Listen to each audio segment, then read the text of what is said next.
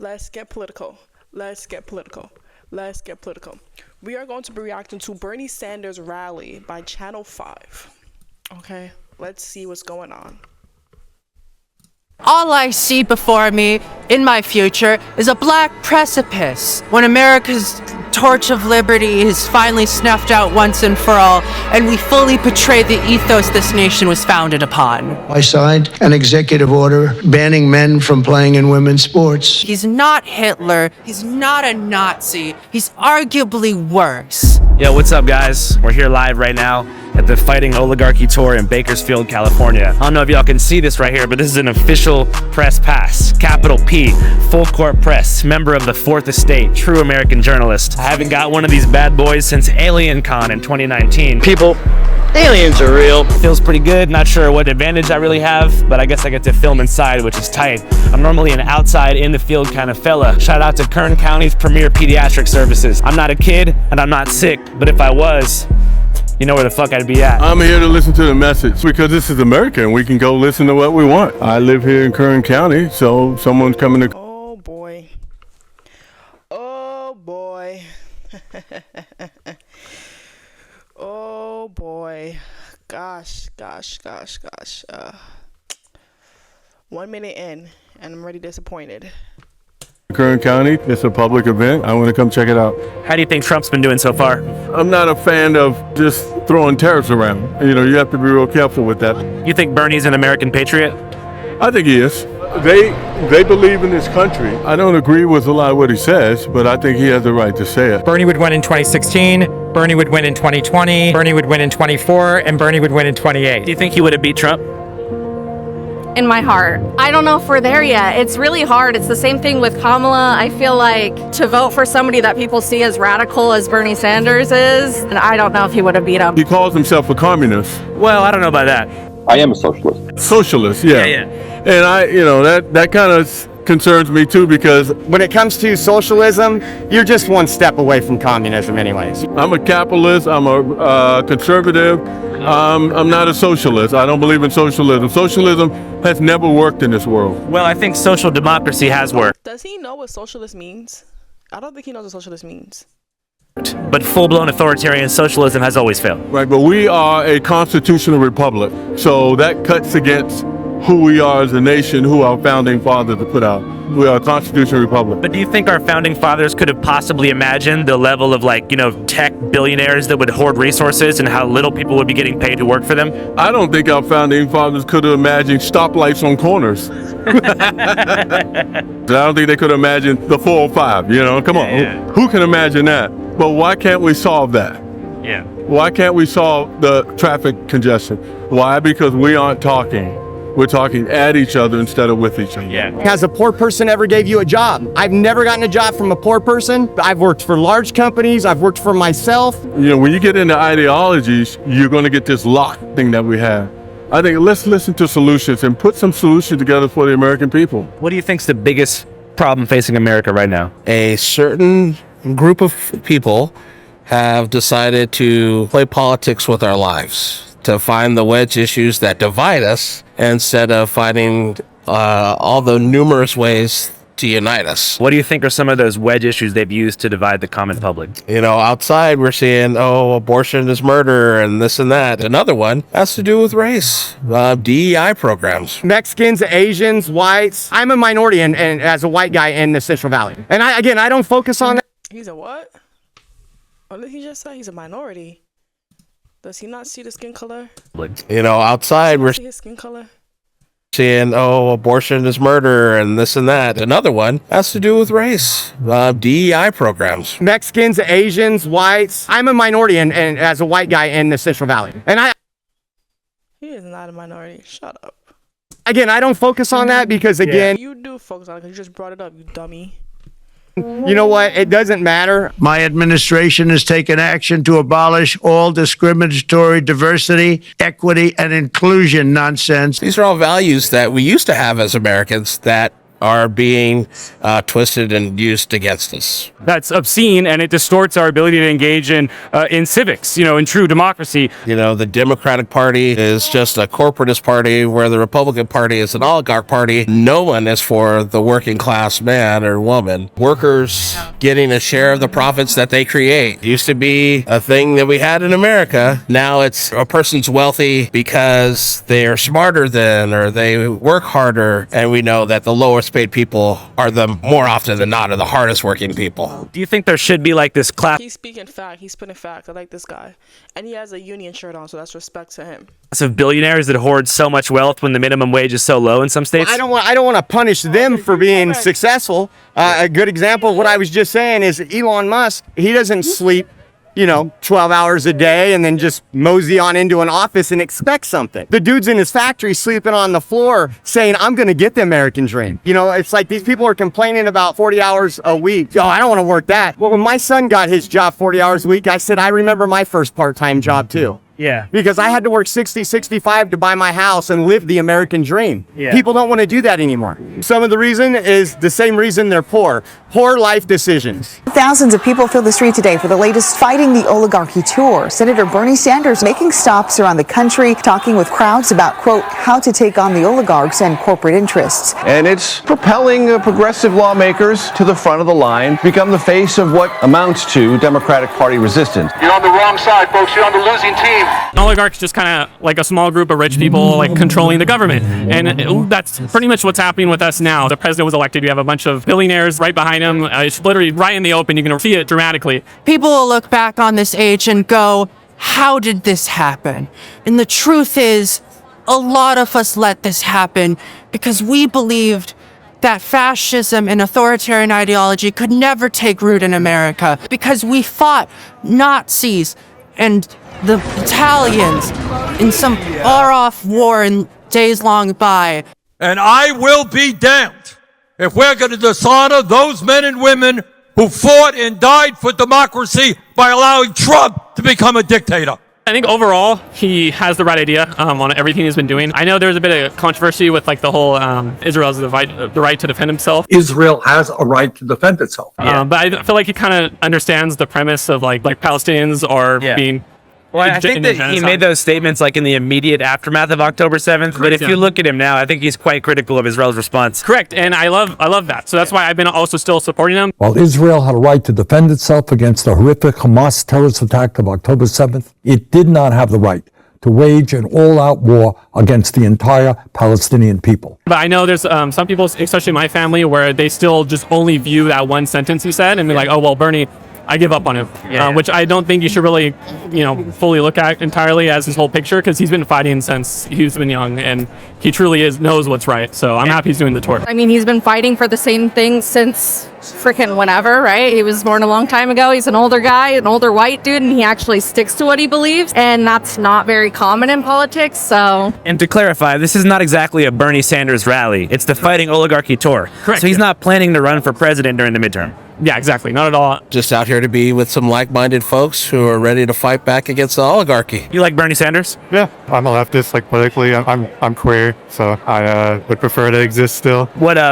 threat do you feel like the Trump administration poses to the queer community? Outlawing HRT, like I feel like they say it's just about like the kids on HRT and like stuff like that, but I really do think they're gonna make a push for just banning it outright, even for adults. It's just gonna get messy. What do you think about Bernie Sanders? I mean, what's not to think about him? He's on the right side of history, right? Yeah. What do you think's going on right now? I'm understanding the message, but the B-rolls are killing me. The B-rolls in this documentary, whatever, is killing me.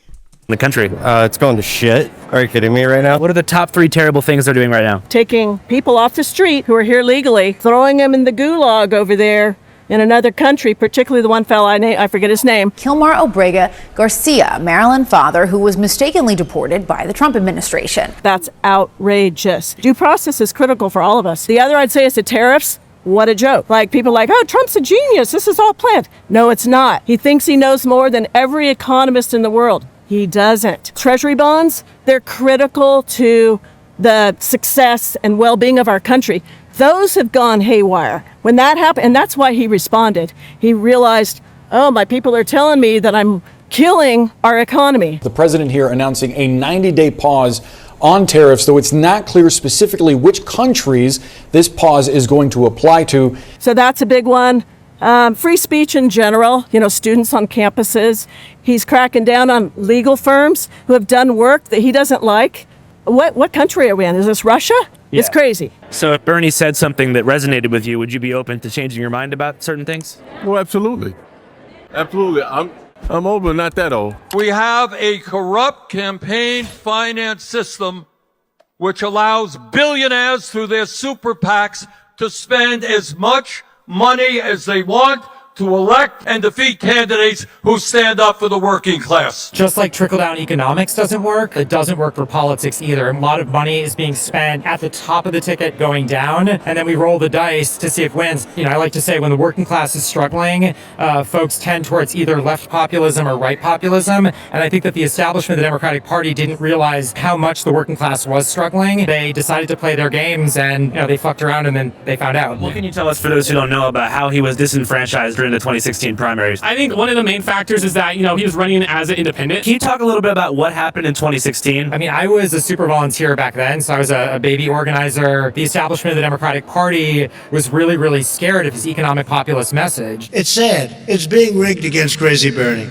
Crazy Bernie's going to go crazy. The Democratic Party is very hard against people that aren't going to be a part of the Democratic Party because they have a lot of funders that are for them. Secretary Clinton was busy giving speeches to Goldman Sachs for $225,000 a speech. So the proper response, in my view, is we should break them up, and that's what my legislation does.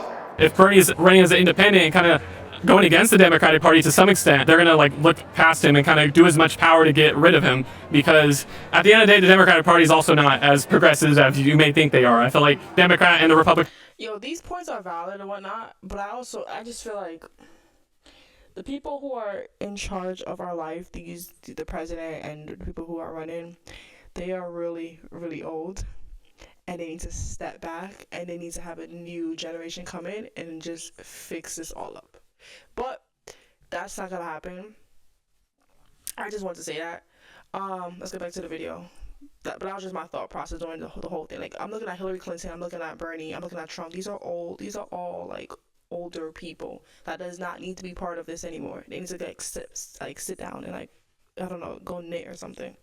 Party are pretty much identical, especially nowadays where they're passing most of the bills that the Republican Party are even putting forth. The corporate Democrats and the political right knows that left populists, that we are the enemy because we actually are offering the thing that the country wants. As an equal voice, and when somebody's worth billions of dollars, it doesn't matter how your democracy is set up, they're going to have an undue influence. And obviously we need to undo Citizens United. We need to tighten campaign finance laws. It's not like he has billionaire backers that are in the tech industry. Yeah. He's for the people. Even the ads you see, he's like, hey, I'm here, I need some help, please donate. I am once again asking for your financial support. What is Citizens United for somebody unfamiliar?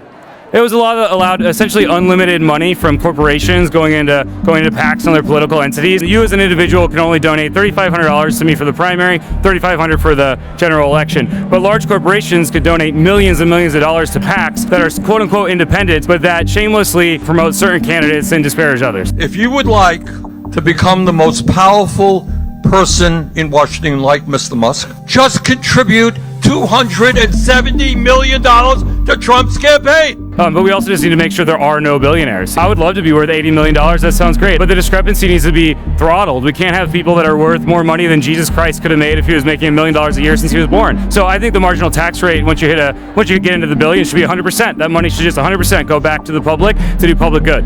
Oligarchs are people who have a... He knows what he's talking about. I 100% agree with that. Yeah, it shouldn't. It should go back to the people. Serious addiction problem. I would say too, just that power. There's something about certain people. Well, they say what? Power corrupts absolute. Power corrupts absolutely. And I've never been in that position to feel what that is, but it's a thing. It's been around for thousands of years, but the right? question is, why do people want power? I think for me, it's a mental flaw in their brains. Do you think that the desire to dominate others does come from the fear of death?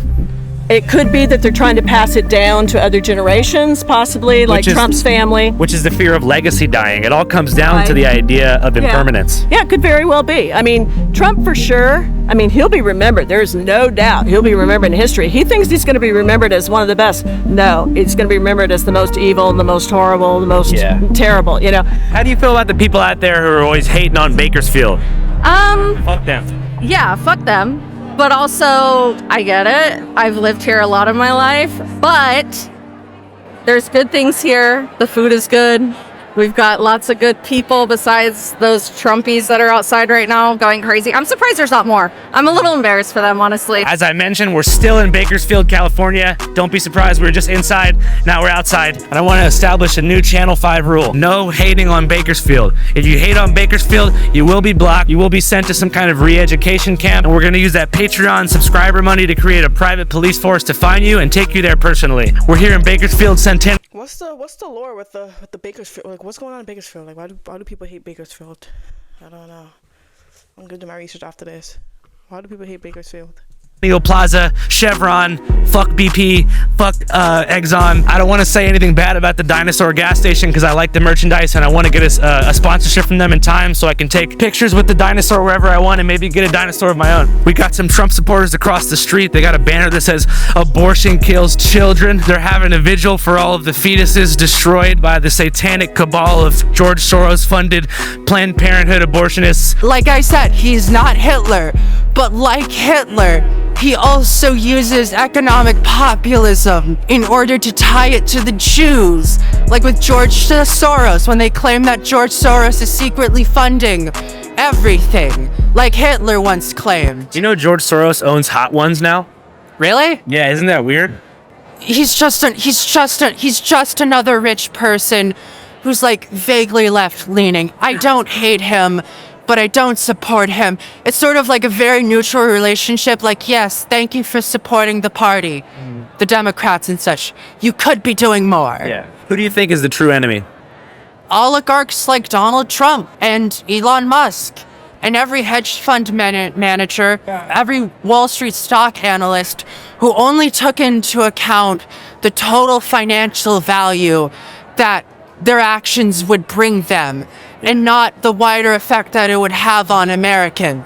Best Mexican spot in Bakersfield. Tacos de Huicho. It's off of Union Avenue. It's like this small little spot. It's not the best area of town, but it's fine. You might see a prostitute or two walk by while you're eating your tacos, but it's good. They're really good. And the salsa bar is good too. You can get as much. Those were not prostitutes. They were going to the beach. That's mean of them to put that clip in while she said prostitutes. They were going to the beach. I'm giving them the benefit of the doubt. They were going to the beach. But it's fine. You might see a prostitute or two walk by while you're These girls are going to the beach. I know what prostitutes look like, and those are not prostitutes. And that's that. Eating your tacos, but it's good. They're really good. And the salsa bar is good too. You can get as much salsa and toppings as you want. I was at a 7-Eleven on the east side one time. Yeah. I saw a dude in a Raiders jersey rap battling a ghost. No way. You know what I mean? That checks out. Like, that makes sense. I'm not surprised. While I was midway through filming at the event, I found something I'd been desperately searching for quite some time, which is an educated primary source to provide some input for my first environmental piece that I've been working on for the past 4 months, which is about the rapidly deteriorating situation at California's Salton Sea, an allegedly toxic man-made body of water that is currently drying up as a result of a few factors. When I came here in 2008, this was all underwater. Thankfully, the gentleman I was interviewing was actually a progressive congressional candidate with a ton of information about the situation at hand. So I'm running for Congress in District 23, where Yucca Valley, Victorville, Redlands, Big Bear are. What can you tell us about the ecological situation happening right now with the Salton Sea? My background is actually an environmental scientist. I worked at NOAA before I started the distillery, and the Salton Sea has been one of my favorite places to go for solitude and relaxation, going to the slabs, going to the hot springs near there. It's just a beautiful, serene environment. Right now, the sea isn't draining, and it's evaporating and causing serious environmental hazards from agricultural runoff that gets into the soil, then the dust blows around as the water dissipates. So we need to find some kind of strategy to mitigate those environmental impacts. They can save it if they want to. all of those toxins at the bottom of the lake floor. Like while the water is on top of it, it's fine. And if they bring the water back, and a problem. But as the lake dries up, just it's released into the air, and it's going to be such a huge disaster. It's not just going to affect us here in Bombay Beach. As the Salton Sea dries up, it's going to affect LA. It's going to affect like Palm Springs. All them old people, they're going to be dead. Nobody's going to be able to fucking breathe.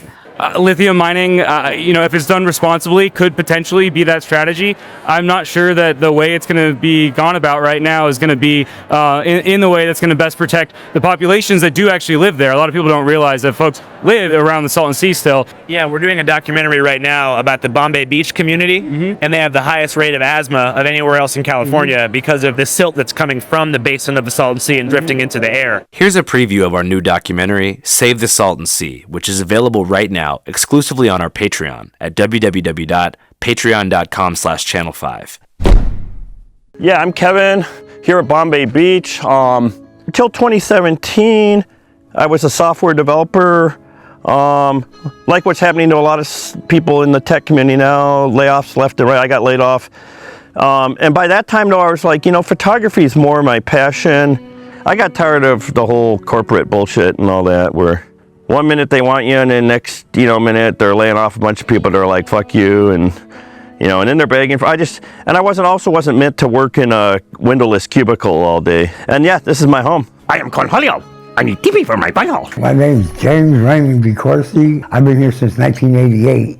I did 9 years, 8 months, and 23 days in Folsom State Prison. I had my 18th birthday in Folsom State Prison. I was still on parole when I moved out here to Bombay Beach. There was a guy I met in there that had 16 life sentences, and he ended up in Folsom when he was 14, which was back in the 30s.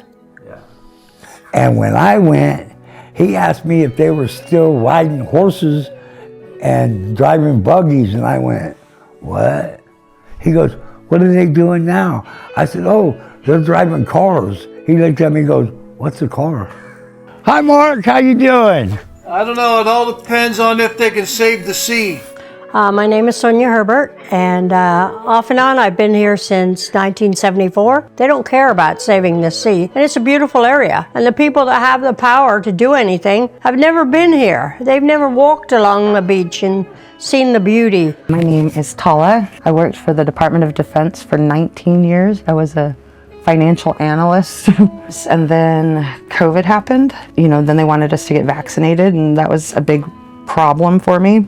The only way the Salton Sea is going to get refilled is to build, a canal connecting it to the ocean. The trouble is that's not the only thing. They're also going to have to desalinate the water. And the trouble is desalination uses a lot of energy. There's a reason why LA and San Diego aren't doing desalination on a large scale. Yeah, desal is incredible if we had renewable energy to make it work. Unfortunately, with the current fossil fuel powered grid, desalination is an extremely CO2 intensive process. What I would love to see is a renewable grid where we could use desalination as opposed to depleting our fossil water in reservoirs that are not going to be replenished. Yeah. But we have to take care of the renewable energy piece first. It was never really designed to be an ecologically stable situation, but if I had $1 trillion, I suppose we could build a canal or something so that it could have drainage like it needs and have inflows coming into it. Of course, you need to crack down on all the pollution coming from the agricultural industries. But what I would love is to find a solution where we can keep the sea intact because it's incredibly beautiful, it's enjoyable for water sports, and it's, like I said, a very, very important wildlife habitat, especially for migratory birds. But it's going to be hard. It'd be incredibly difficult to keep it how it was in the 60s or the 70s. To get it back to that and keep it that way would take an incredible infrastructure project. Do you think that the mainstream media and TV outlets that project news and information should be nationalized? I think that there's a delicate balance between wanting to prevent government propaganda and wanting to prevent oligarchic propaganda. And so I think what I'd love to see is more listener-supported media, independent brands that are supported through democratic processes, not necessarily owned by the federal government. I mean, can you imagine what the Trump administration news network would look like right now? It's equally wrong when you have multi-billionaires that are owning, 80% of the media space and they're able to push out whatever agenda serves their profit interests. I do believe that there are control issues out there, I think on both sides. I still think ultimately we, the American people, have to come together and work this thing out. And I think blaming this or blaming that is I don't know how helpful that's going to be, but I think we need to come together and look for solutions. Channel 5 Live Worldwide, Hollywood and Vine. Fuck the authority, Channel 5 News. Channel 55.